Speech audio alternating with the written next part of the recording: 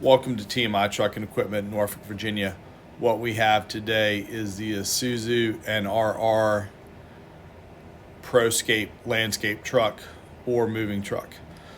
This is a 19,500 pound capacity truck with a 20-foot van body on it from Morgan Truck Body that is 91 inches tall and 96 inches wide with the fold-out rear aluminum door structure.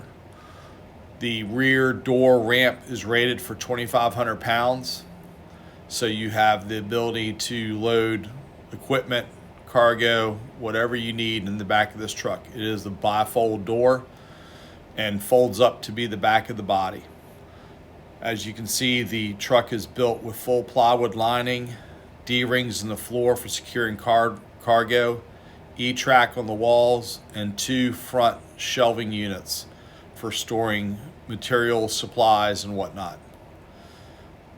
This truck has a combined GCW of 25.5, so you can tow a large trailer behind it. The GVW is 19.5. The engine is a 6.6 liter GMC V8 engine with the Allison automatic transmission.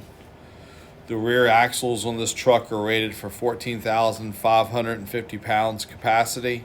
The front axles rated for 72.75.